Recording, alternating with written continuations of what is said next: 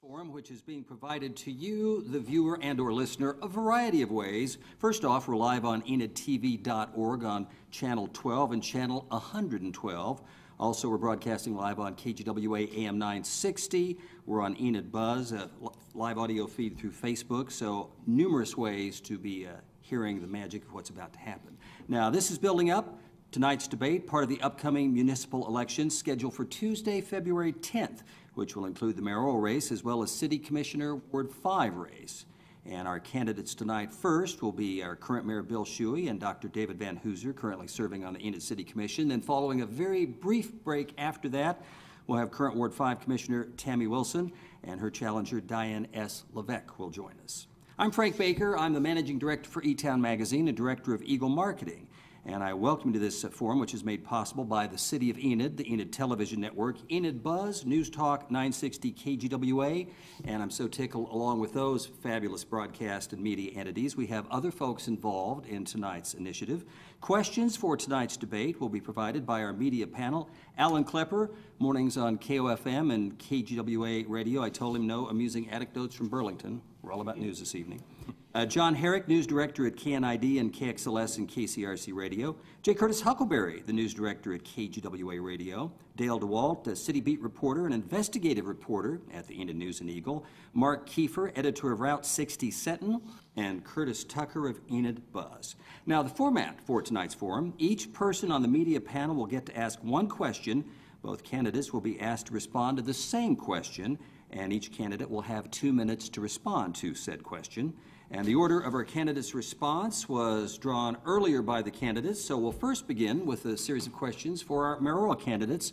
And Alan, if you will proceed to the processional table of media greatness. Processional table. I like that. Okay. And the first question will go to Dr. David Van Hooser. First of all, thanks for both of you for standing before the gauntlet of media of Enid. We appreciate that. My question, fairly simple, I think. The top priorities you see it as mayor and areas of focus as mayor that you'll be looking at. What are the top things that you're looking at into this campaign is my question. Great. Thank you, Alan. Thank you, Frank, for that introduction. Priorities for me are, of course, the obvious things. The water source. We've got to get this Kaw Lake initiative nailed down, get it funded, and get our water supply secure for the next 25 years. One of the other top priorities for me is to maintain this revenue neutral budget that we passed for the first time this past year. Previously, we've always budgeted the next year based on the revenue from the previous year, which has been going up 5 to 10% each year. This year, for the first time, we agreed to budget no more than what we'd made last year, which I think has continued to be important.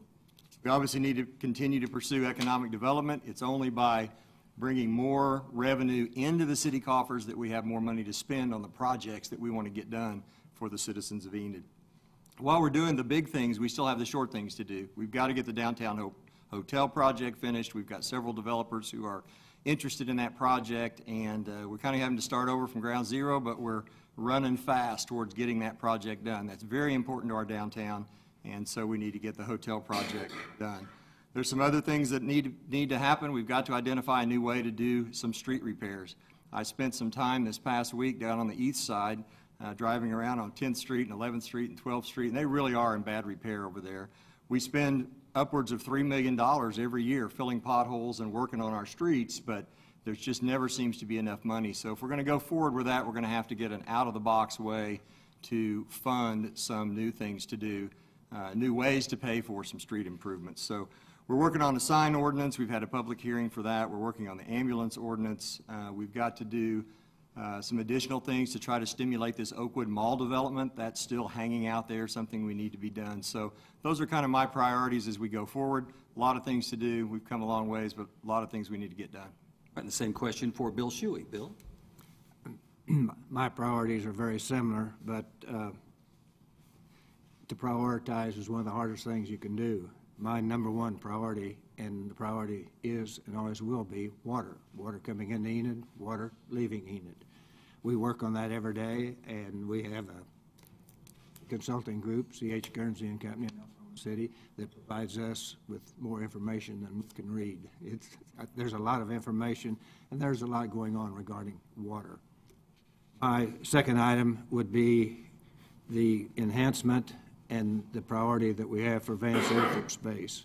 Vance Air Force Base is a little city into itself, and Vance Air Force Base supplies this region with an annual economic balance of about $250 million every year. So that, to me, is a very high priority, and always will be also. Third item would be housing.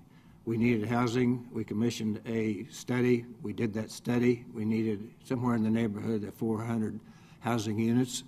We're at that now, and there are about 4 different areas within the city of Enid that are in that equation to bring us 400 housing units for the city of Enid, and it really needed. The other item that ranks right in there and is very important is our retail development. Retail development is very prominent in what we need in Enid, Oklahoma. Retail takes care of those things that aren't covered by water, utilities, and so forth. And that is what allows us to do a lot of things within the city of Enid. Fifth item would be Coke Nitrogen. Do whatever we can to help them add $1.3 billion to their infrastructure. All right, the next question comes from John Herrick, News Director at Chisholm Trail Broadcasting, comprised of KNID, KXLS, and KCRC, and it's first directed to Bill Shuey. John? Well, guys, before Eric Benson retired as city manager, I talked to him one last time, and he said something pretty profound. He said outside investors would tell him, why do I have more confidence in your city than your own citizens do? And then Eric said, we got to get past that. So how do you get Enid residents kind of feeling more confident in their town and restoring that public confidence? To me, it's very easy.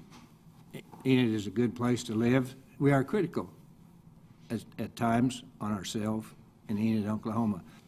If you travel in our region, you will find that Enid, their opinion of Enid is very high. The region that we cover is about 150,000 people. We rely on that region. That region relies on us. We're good for one another. And we do a lot of things right. If you talk to mayors, councilmen, and so forth within our region, even within the state of Oklahoma, they are very complimentary of what we do in Enid, and a lot of times they would like to do something, and you will find in listening to them that we do what they're wanting in probably 90% of the cases, and we do it right. So we have a good opinion from the people in our region, people within the state of Oklahoma. They know where Enid, Oklahoma is, and they ask us a lot of questions. All right, same question for David Van Hooser. I think we can be pretty confident when people come to look at Enid. We can just show them what we've done. I mean, we built the Enid Event Center. We've had Reba McEntire. We've got Alan Jackson coming. We've had Justin Moore. We've had my favorite, Gary Allen. I mean, what town of this size has an event center and a convention hall that you can boast? So I think we can be very confident when these businesses come to town. The other thing that we have going for us clearly is our quality of life. I mean, last year we put $2 million in additional funds into building our trail system up, so we have multiple miles of trails, which are very popular.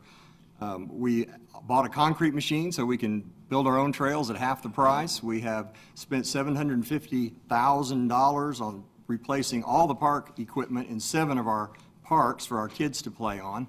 We separated completely our Parks and Recreation Department out of Public Works. We funded them separately, and now they're working on our ball fields. Instead of having baseballs hitting our kids in the face because the ground is so rough, we're now going to have smooth infields. Those are the kinds of things that businesses look at when they come here. You know, how confident is the city management and the city commission in the city, and then that carries over to their belief that we'll be a good place for them to come. Water is also the question they ask, and as the mayor said, securing our water future will guarantee us additional industry in the future. When the canola plant came to town, one of their first questions was, can you provide us with 500,000 gallons of water a day? The Coke plant, we've had a great relationship with them in terms of water. They're now taking potable water and are fixing to change to gray water. So we've shown that we can work with industry. The cooperation with Vance has been fabulous. Having Vance in this town is super for the community, and it makes us very stable. So we have a lot of things to be confident about. We don't have to be ashamed at all when we talk to industry and to retail people about coming. Well, thank you for joining us for our Enid Candidates Forum, which is featuring the two gentlemen running for mayor, David Van Hooser and Bill Shuey, and we'll have the Ward 5 candidates coming up after this. Next question for our mayoral candidates comes from Dale DeWalt, City Beat and investigative reporter for the Enid News and Eagle, and this question will first be directed to David Van Hooser. Dale? Thank you, Mr. Becker. Speaking of water, there are, as of today, 170 hydrants within the city that the fire department considers unuseful. And you personally know the impact of living in a place where there are no fire hydrants that they can use. What has the city done to improve conditions so that Enid residents and business owners and the growth of our city isn't stymied by low fire flow? Hey, thank you, Dale. Good question. You know, infrastructure in some parts of our city is really a problem, and it's something that we try to address every year. The fire department has done a great job of identifying first, as you said, the hydrants, for instance, in the areas where the water pressure is low. And most people know, but the hydrants have different colors on the top of them relating to what the water flow is through that hydrant. The fire department's done a very good job in going out and testing all of those and then adjusting the valves. We actually found some valves all across the city that were either not completely open or needed to be replaced, and that improved the water flow. The long-term key to that, though, is to continue our water and infrastructure projects. As part of this call pipeline, we are talking about adding a completely new water treatment plant on the east side. With that comes new pipes, new pumps, new pressure.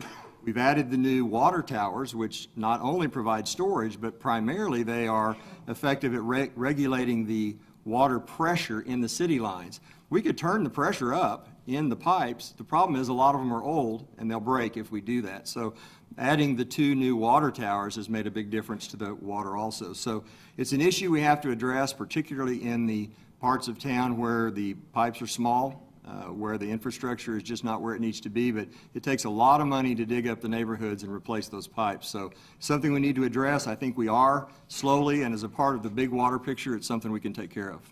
Same question for Bill Shuey. David answers are right on. We have 170, they have identified 170 fire hydrants that have a problem one way or the other. I don't know how many water hydrants we have in Enid, but it's probably in the hundreds, maybe even in the thousands. The fire department knows where these hydrants are, and they know what the flow is. It is not a problem that is going to go away without money and expertise, and we're going to have to fix those fire hydrants.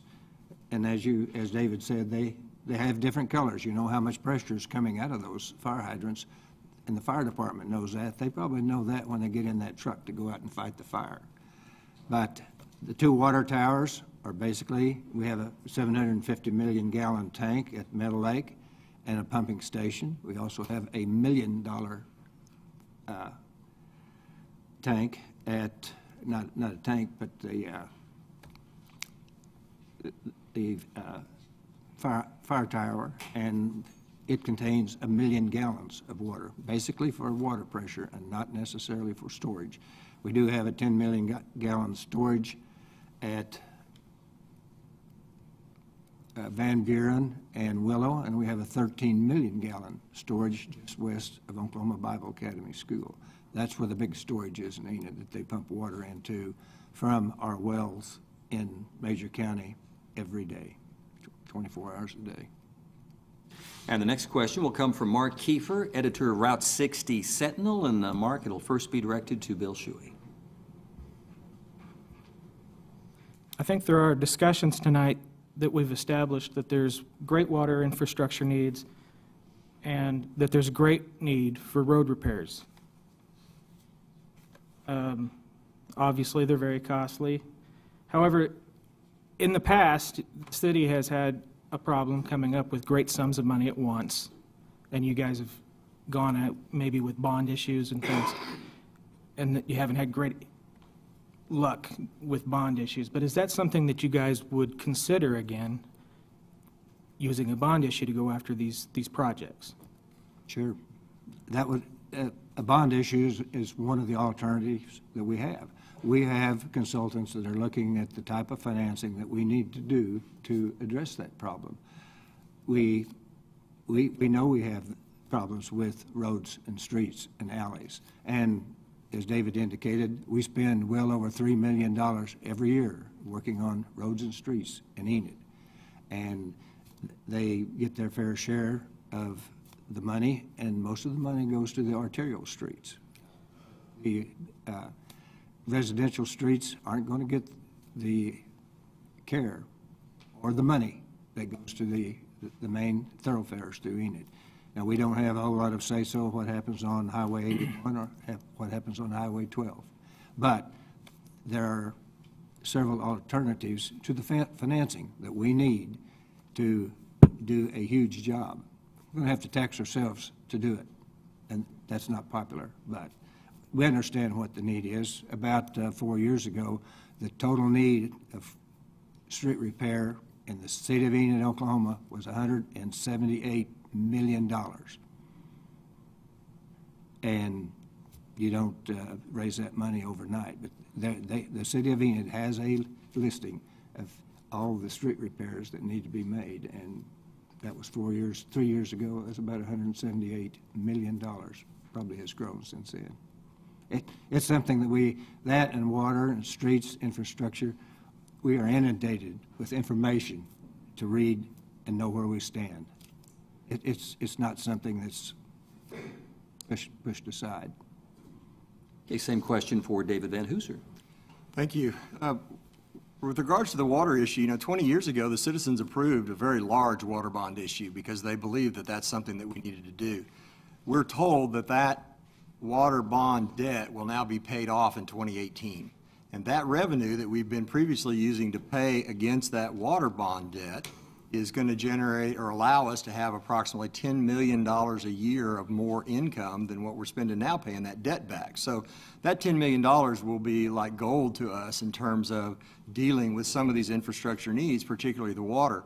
The CAW pipeline project is estimated to take about $289 million. Well, that's about a 10-year project also, so that funding is spread out over several years. We've actually already approved a small portion of that money to start the design phase of the CAW pipeline project. So we're going to have to borrow some money. We're going to have to come up with a creative way to do it. As the mayor said, the Nate Ellis and his finance group have got lots of ideas for ways we can do that. Money, fortunately, is fairly cheap right now, and Enid has a superb financial rating in the marketplace. So we're able to borrow money, which I'm pretty much against borrowing money, but we can borrow money at a very low rate. So we're going to be able to finance that large project to get the CAW pipeline done.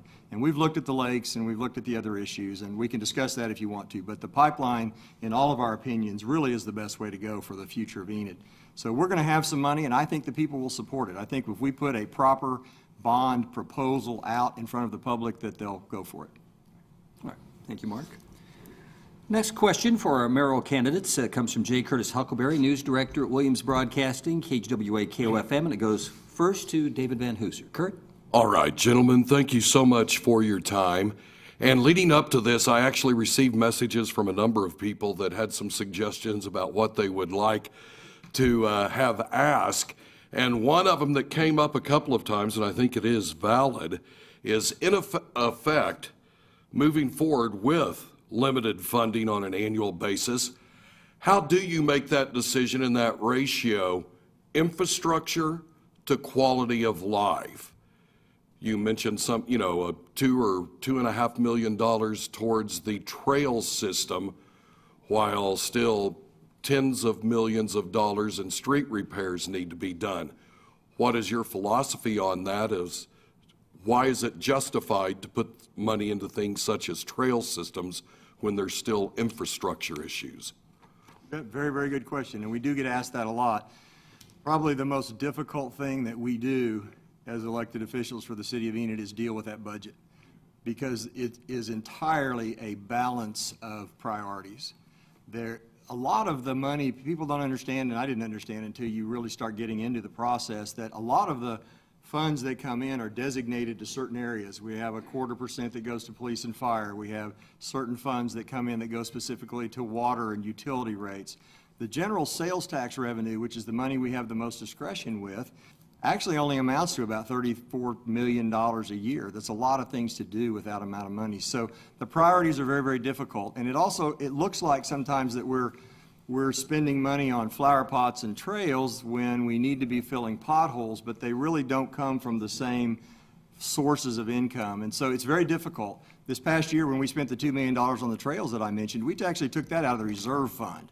That was $9 million that was sitting over here in account drawing, you've seen CD rates lately, is drawing almost no money. We made the decision as a commission that for the benefit of the citizens of this community, let's take some money out of that reserve fund that's sitting there doing nothing for anyone, and let's increase the lengths of the trails. So we have to deal within those parameters. Again, to me, the solution to being able to do more projects for this city is to need more money. It's just like at home. If you can get a better salary, you have more money to do the things you want to do. Well, to do that, we have to do the economic development piece.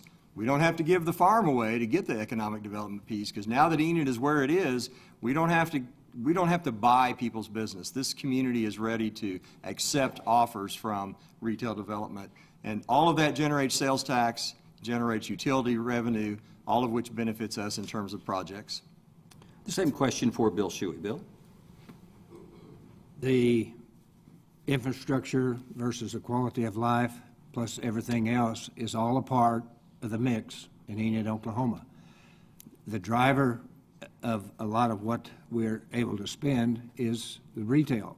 4 years ago, our retail, the money coming to Enid to fit into the mix was $24 million. Today, 4 years later, that 3.5% for our mix that is coming back to Enid, as David said, $34 million. That's better than a 35% increase in 4 years. And the big drivers of that is our retail area. Water pays for water in, water out. Retail pays for a huge amount. That's why we are so important to the Northwest region in the state of Oklahoma. Our region needs our goods and services. We need them to shop in Enid also. So that is a big driver of why we have the 24 million. It's about $2.7, $2.8 million a month coming into Enid for our mix. And the quality of life is what helps our economic development team talk to the people that are wanting to come to Enid. Usually they have scouted us out before we ever get into the equation, before we ever get into the mix. They know what we have in Enid, and they tell us, and they ask about this, this, and this, and it's very enjoyable to tell them the good things that we have going in Enid, Oklahoma. But infrastructure, quality of life, to me, is all part of the mix that makes Enid a great place to live, raise your family, and to work. All right, we'll have one final question for our mayoral candidates from Curtis Tucker from Enid Buzz, and then, gentlemen, we'll go to concluding statements by each of you. And since David went first on the questions, Bill, you'll start with your closing statement first. But this question from Curtis will be directed first to Mayor Bill Shuey. Curtis. Gentlemen, there is much talk about affordable housing in Enid right now and what must be done. The Coke plant is in the process of hiring 1,200 new employees. Right now, the solution is there's a hotel popping up on every corner in Enid. What would you guys do to change the city's current development policies and practices to help improve the situation? And do you have any other ideas that aren't currently on the table? Thank you. The housing situation is well underway. The 1,200 employees are basically contract employees. They will come, they will go, and they will not all be here at the same time. We asked the Coke people that when they were here for their grand opening. Their answer was they weren't too concerned about that because a lot of the people that follow the construction trade will come to Enid, 4 or 5 in a car. They don't mind staying in Wichita, Perry, or Oklahoma City. They're used to that. They follow that trade all around the country. So to say that we're going to need housing for 2 years for 1,200 people probably isn't going to happen because they'll come in stages. When all is said and done, 24 to 30 months from now, they will probably have somewhere between 80 and 100 full-time employees. So when I heard that from Coke, I had a real sigh of relief. But we've got a need for housing for about 400 people. Granted, we have 4 hotels under construction right now, and David and I want to see the 5th, and that's downtown. To me, that hotel downtown is a game changer for Enid, Oklahoma. We have what everybody doesn't have in the state of Oklahoma, and that is a very viable downtown. So to answer your question, affordable housing is under construction right now, and it's a good sign to see, and it's spread out all over the 4 quadrants of the city of Enid. So I'm convinced that Coke and the contractors that are coming in will have a place to live, and some of them may have to drive a ways, but they will be paid well, and they will have jobs when they come to Enid, Oklahoma, and they will spend money in Enid, Oklahoma, and we'll collect our 3.5% sales tax. Same question for David Van Hooser. As the mayor said, the housing study did show a significant deficit in the number of homes that we need and the number of homes we're going to need over the next few years. Coke, nitrogens, construction workers do impact that, but we also recently at the Planning Commission and through the commission approved industrial zoning areas to allow man camps, if you want to call them, to be constructed. And I think part of the plan is to bring short-term temporary housing to our community to help house those people. They bring laundromats and kitchens and housing and showers and the whole thing for the workers, and so that can expand our need. Long-term, we continue to need multifamily housing, we need apartments, we need more homes for young families and individuals, particularly in the price range of, as the study said, $120,000 or less. The interesting thing about the housing study is that everybody wants a 4-bedroom, 2-bathroom house, about 3,000 square feet, but they want it for about $120,000. Well, if we can find a city or accomplish that here, we've really done something. The other thing that the city can do to encourage it is to continue to do what we're doing. We are an energetic and exciting city, and people want to come here and build. When that housing study came out through our ERDA with Brent Kissling, we generated a whole bunch of developers who suddenly wanted to build in Enid, and that's where these houses are coming from. The other thing that the city does very well, and our commission fully supports, is public-private partnerships. The development at at Cleveland and Chestnut's a prime example. That development, we worked with the city, we made some swaps on some land, we agreed to put in a detention facility on the other side of the street. We worked with that developer, with Gene Anderson. What we're going to get out of that is office space, probably some medical office space. We're going to get retail, hopefully a restaurant or 2. We're getting the Walmart, and we're getting homes on the backside, and we're going to get a large upscale apartment complex, all of which are in the works, in addition to some additional trail and walking area and a green area with a park. So that kind of cooperation that the city has for these developments is the kind of thing the city can do to try to solve the problem of the shortage of housing. I want to thank the media panel for their questions during this portion of our candidates forum. We now move to brief concluding statements, and we'll start with Bill Shuey. Bill? I enjoy being the mayor of Enid, Oklahoma. I like local government and its interaction with all of our citizens. I have lived in Enid for 36 years. I lived in Tulsa. I have lived in Northwest Oklahoma for 54 years. We lived in Tulsa, started our family there, and my wife and I lived in Tulsa for 19 years. I know Northwest Oklahoma, and I understand it's important to Enid, as well as Enid's importance to this region. My family lives in Enid. My wife, Jana, is originally from Wheaton, Illinois. Glad to be in Oklahoma. Our son, Brian, and his wife, Susan, live in Enid. They have 3 daughters, Megan, Katie, and Rachel. Our daughter, JJ, and her husband, Mike Crenshaw, have 2 sons, Ryan and Kyle. They live in Enid.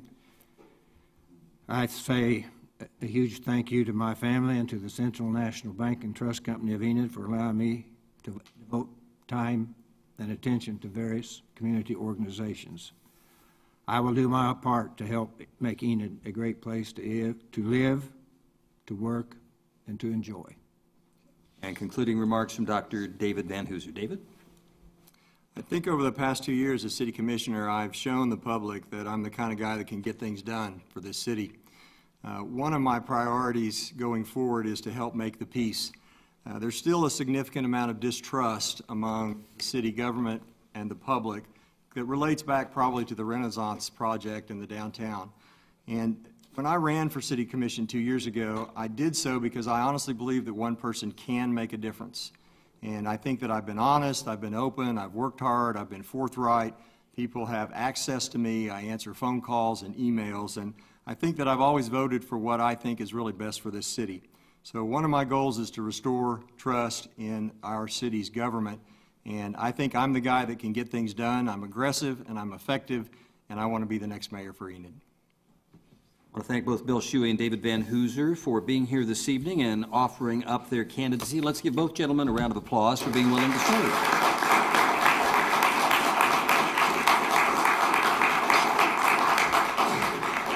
And in the immortal phrasing of any great carnival barker, wait, there's more.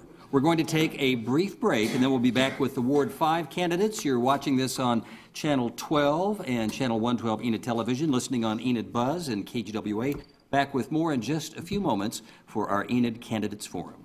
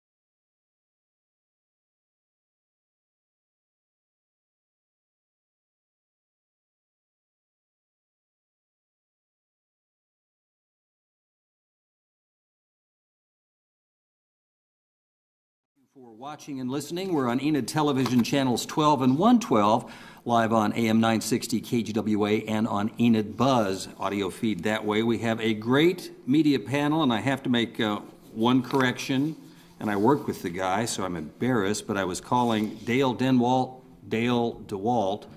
So to show my shame, I'm going to let him body slam me in the parking lot after the event. And he could do it too. He's got me by a couple of pounds. Hey, we changed to the Ward 5 part of our competition here, candidates forum between Tammy Wilson, City Commissioner, and Diane S. Levesque. We appreciate them both being here tonight. Same format as before, and the same rotation. Once again, we welcome Alan Klepper to the podium of glory to ask the first question. This will be directed to Diane S. Levesque. Diane, Tammy, thanks again for being a part of this forum. Frank put this on social media earlier about it being a social mosh pit amongst the reporters. And the truth is, both of you are very active on social media. And I was trying exactly how to figure out how to ask this question. And I've rewritten it 3 times since I've been in here. But my question is, I was one of the naysayers originally in the idea of a downtown expansion. And it's been all over the social media pages, the good, the bad, the ugly. And there are still naysayers out there. I will tell you, and I want the mayors to know, that the mayor candidates to know that I'm in favor of this expansion. I really believe it is a good thing. But what would you say to someone who is a naysayer against something that maybe that you think should happen or ought to happen? How do we bring these people together in one union, I think is my question. Well, it depends on what kind of nay is being said, exactly. I know the paper reported that I was against the Enid Event Center, and that wasn't the case. I'm all for promoting downtown Enid, but that brings up an issue that I have with the Ward 5 incumbent insofar as she took business away from downtown during Halloween 2 years in a row, and Main Street Enid just rolled over and played dead both years. I think that should change. I think until Main Street Enid's leadership changes, we certainly shouldn't fund that any further than, say, Enid lights up the plains in Oktoberfest and such. We need new leadership there. We do need to promote downtown, because as long as there's economic development going on the outskirts of town, we are developing an inner city, and we're on the road to looking like Detroit or Chicago. Okay, same question for Tammy Wilson. Tammy? Well, as far as what you would say to a naysayer, I've had a lot of experience with that over the last few years. And in the beginning, I was very critical of a lot of things that the city did, and I was very vocal about those things. And then I kind of got more involved and learned about the process a lot more and figured out how it all worked. And so I feel like I've kind of paid my penance for now that I've been on the other side of it, and I've gotten a lot of that. But essentially, the way that I've plugged away at it, and it seems like it's been fairly successful. I know that I've had a lot of people tell me, I didn't like this, but now I understand it, and I get it, and I see why you are in favor of it.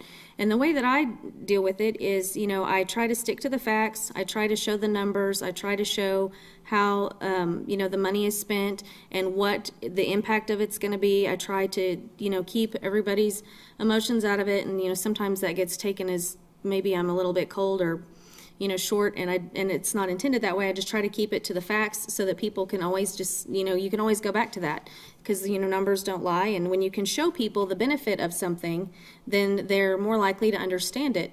And I think that's kind of what's happened with a lot of our things that we've done downtown, and with, the Homeland building and different things like that were contentious, and we had a lot of naysayers. We've been able to, show them how it's going to benefit the community and benefit them in the long run. And then I think once people get a little bit of ownership in that, or see the benefit to them, that they change the way they look at things. And so I think that's what you got to do. You just got to keep giving them the facts and stay steadfast. The next question comes from John Herrick, News Director at Chisholm Trail Broadcasting, KNID, KXLS, and KCRC. And your question first directed to Tammy Wilson. John?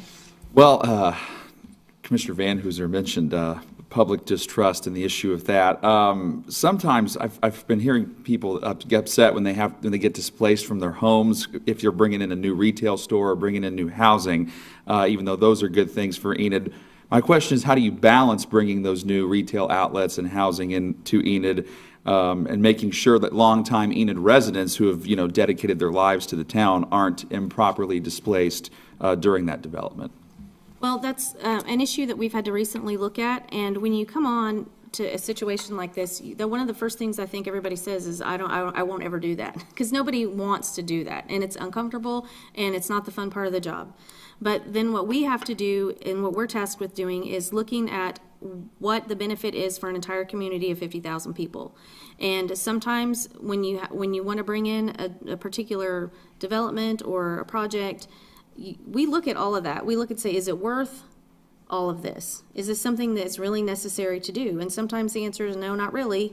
And then sometimes, well, maybe it is in the long run, going to be more of a benefit to our community.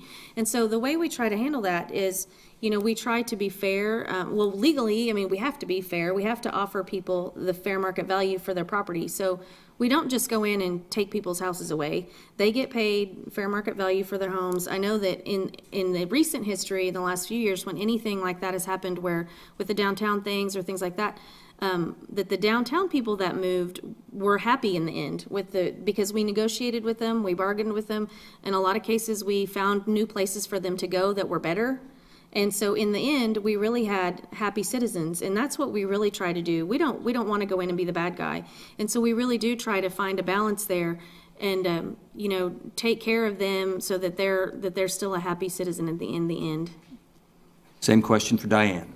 Well, the citizens I've talked to aren't happy with the fact that they have to take their vehicles in for repairs because they've been running on a regular basis on our bumpy streets, and especially bad in Ward 5.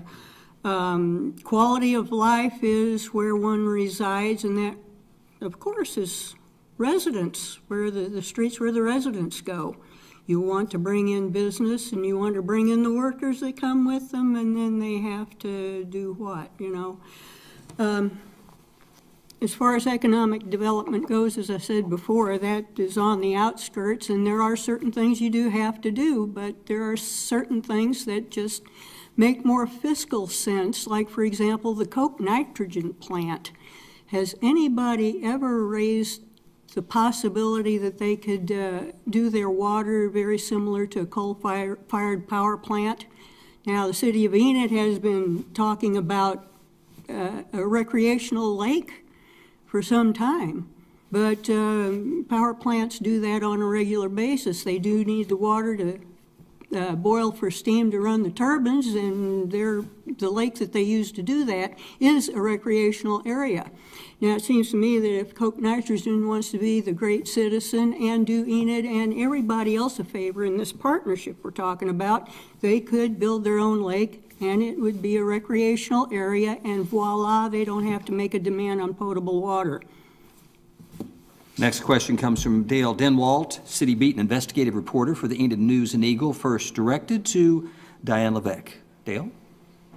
Thank you, Frank. The question that I have for our Ward 5 candidates, please evaluate your relationship with the other entities in Enid, like Vance Air Force Base and Enid Public Schools, and how should those relationships be handled in the future? Well, I don't have a direct relationship with Vance Air Force Base, but I'm a big fan of Flyboys from way back. My dad was how should I put it? Well, he was a civilian instructor over at Scott AFB, closer to St. Louis. And I've been partial to Flyboys ever since, and I think that's about as good as that gets. My employment with Motorola, though, has put me in touch with what's called mil specs, as far as when a manufacturer makes parts for the commercial arena, and then using mil specs, manufactures similar parts, but it's up to military standards.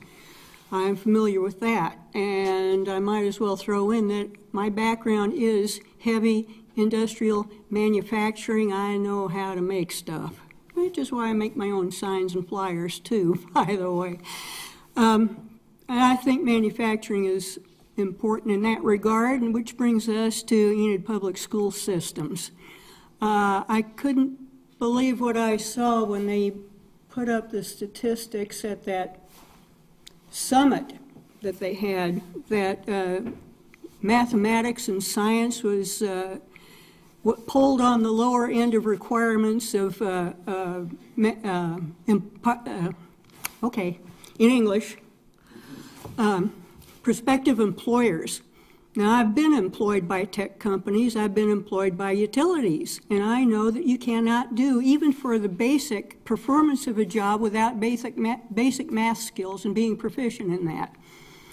And an understanding of science is critical too, and even when you're running a city, you got to work with the engineering department, understand what they say, and I, for one, can read a FEMA flood study and actually understand the thing. Same question for Tammy Wilson. As far as our relationships with other entities like the base and the school system goes, Enid continually maintains a positive relationship with Vance Air Force Base. We visit with not only the local people at Vance Air Force Base on a continuous basis, we also visit once a year with the Undersecretary of the Air Force in Washington, D.C., and we talk to them about what Enid's doing for the base and the things that they like about Enid and what they need from us to continue the mission at the base. Obviously, the base is a large part of our economy and our citizenry here, and so we try to do everything we can as a city to assist them in whatever way we can. And recently, one of the big things that we did is we are doing the runway expansion at Woodring Airport, and Enid recently received one of the biggest grants that's ever been given to a municipality to get that done. Now, that doesn't just affect our local runway, that assists the mission at Vance Air Force Base, and we also have the joint use hangar out there where they can come in and use that. So all of those things are things that the base can benefit from that the city is doing. And we try to keep up with everything. We have a consultant that keeps up between us and the base. It always, goes back and forth and lets us know what they need and lets them know what we're doing. And so we have a very open relationship with them that never really stops. The school system, we don't have a lot of hands-on stuff with the school system. They have a separate government, but we have a good relationship with them. One of the things that I've recently wanted to do, and I spoke with the superintendent last week about, I spoke with the previous superintendent about it, is we want to begin a junior city council. We want to engage the school system in getting involved with our city government so that those kids are having a good knowledge base of what we do up here, so that when they get older, they hopefully will become more involved citizens. And so I think we can engage our schools that way. I want to thank you for listening and viewing our Candidates Forum tonight on Enid Television, KGWA, as well as Enid Buzz. Next question will come from Mark Kiefer, editor of Route 60, and will first be directed to Ward 5 candidate Tammy Wilson. Earlier, the mayor said that companies oftentimes know about Enid before we contact them. So do you see paying for a retail consultant as a positive thing for the city? Why or why not? I absolutely do. Our retail consultant that we pay happens to be very, very knowledgeable about the retail world, way more than any of us are, because that's not what we do. That's not our job.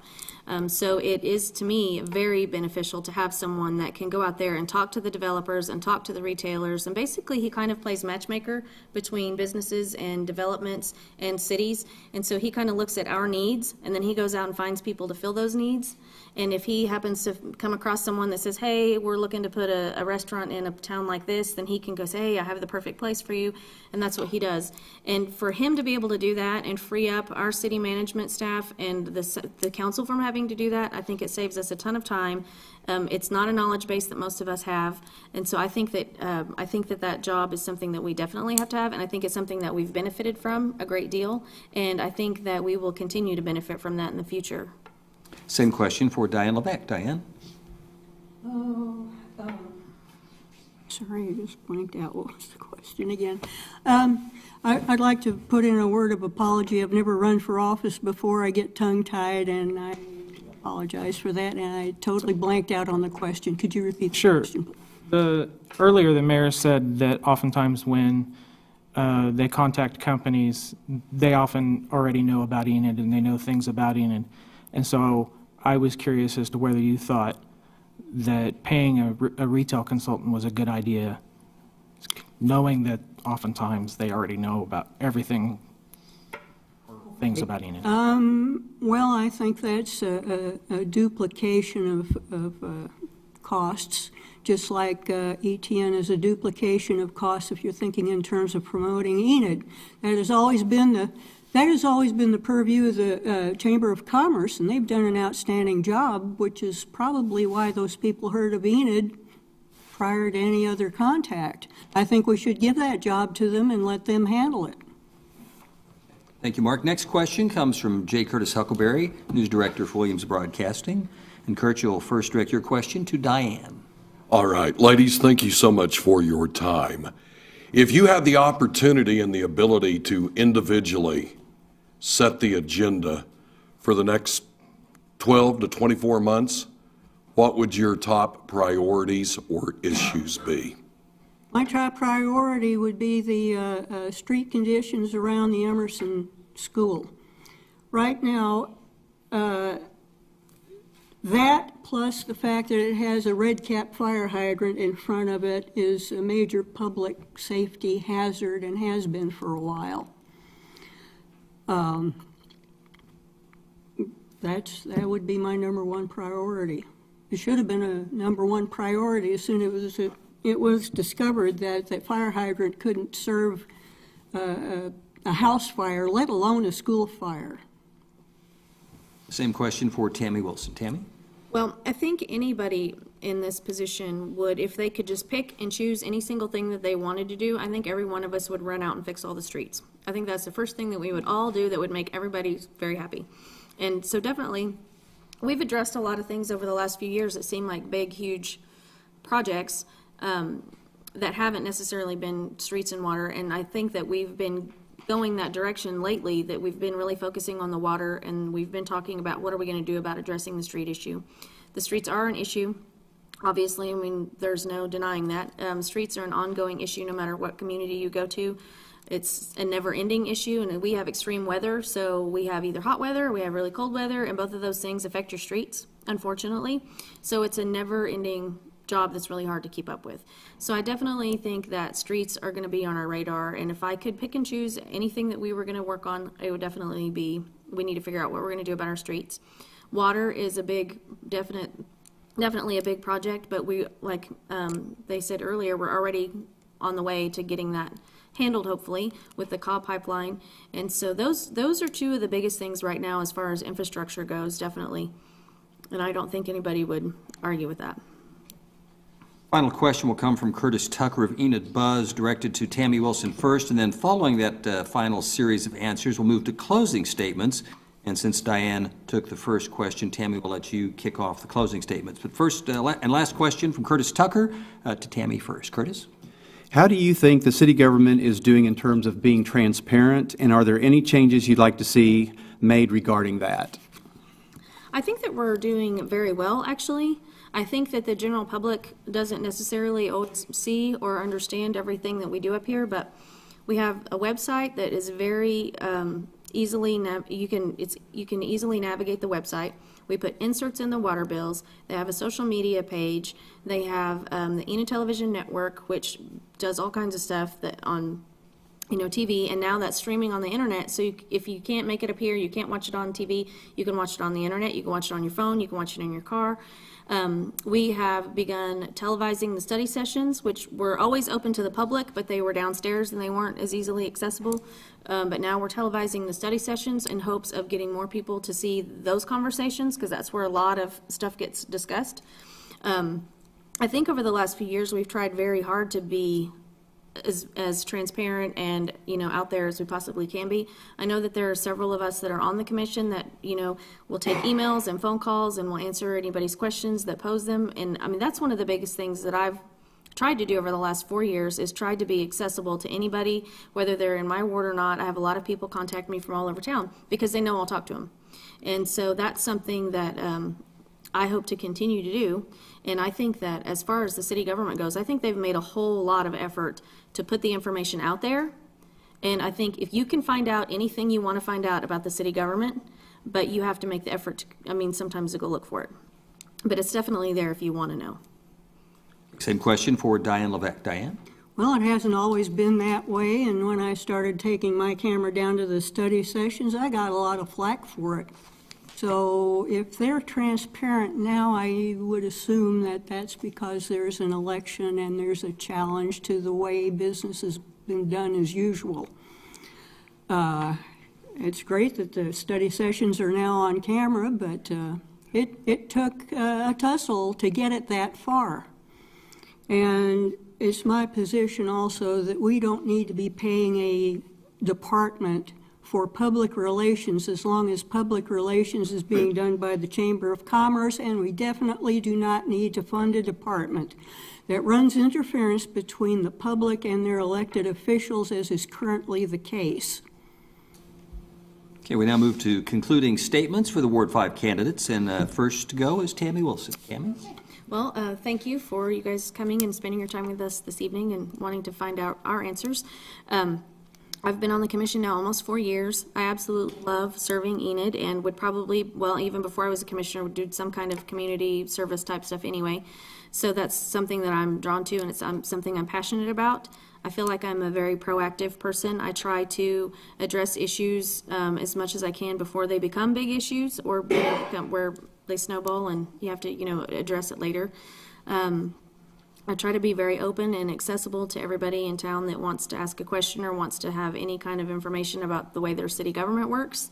It's important to me to share the information that we have because I want everybody to love Enid as much as I do, and sometimes that's frustrating because it's a hard job. It's hard to get people to do that. But that's something that I strive for. Is I just want everybody to, I want everybody to be involved. I want everybody to know what we know because it's really very fascinating. And I've learned so much from this position. I never thought I would know as much as I know about streets and how the trash system works and how the water system works and what it costs to build a lake and all of those things. And it's a fascinating situation to be in, and I've thoroughly enjoyed it. And I would ask that you just reelect me to keep doing it. Thank you. Now, concluding statement from Diane Levesque. Diane? Well, my candidacy is more than just running for Ward 5. I do have a voter base going into it. It's one thing to say, oh, if you're a critic of city council, then run for office because you have to have a base to work with in order to even hope to be elected. And I do have that base, and I have Mr. Van Hooser to thank for that, and that goes to the Pegasus versus ETN controversy with his bright idea of big government takeover of a corporation, which shouldn't have happened. But there's something else Mr. Van Hooser did. When he did that, he caused a duplication of cost overhead to the Enid public school system because whereas under Pegasus we had one set of equipment and one set of software and studio facilities that was accessible to the school district and the public, we now have a duplication, and I'm pretty sure that while the city bottom line looks real good, all he did was just did a shell game with the costs, and now EPS is to the point where they had to hire an attorney to sue the state because now that they have these added costs, including the personnel to run the stuff, they're worried about being short-funded. Well, you have a choice between a record and a platform, basically. And when it comes to Van Hooser versus Shuey, Van Hooser's bright ideas do cost you money. It just doesn't appear on the city bottom line. But you as the taxpayer are looking at a doubling of your tax liabilities for costs. And so with my candidacy, I'm also endorsing the re-election of Mayor Shuey. And then there's the matter of failing to recognize Chautauqua as a tourist attraction. The city of Enid pulled the plug on that, too. And I started on my candidacy on the road just trying to get Chautauqua back on the air, and quite frankly, Mr. Keim has been a censor in that department. In giving the channel to EPS, Mr. Van Hooser cut out the college's access to cable. That should not stand. I want to show our appreciation for both Diane Levesque and Tammy Wilson being willing to serve. Please, let's give them a round of applause for offering up their names and candidacy.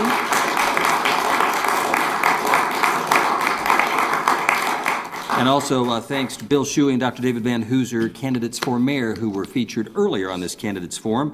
Our sponsors, of course, tonight made possible by the City of Enid, Enid Television Network, Enid Buzz, and News Talk 960 KGWA. Our fantabulous media panel, John Herrick from Chisholm Trail Broadcasting, Mark Kiefer from Route 60 Sentinel, Dale Denwalt from the Enid News and Eagle, Curtis Tucker from Enid Buzz, Alan Klepper from KOFM, and Jay Curtis Huckleberry, News Director for Williams Broadcasting. I'm Frank Baker. Thank you so much for listening and or watching this evening.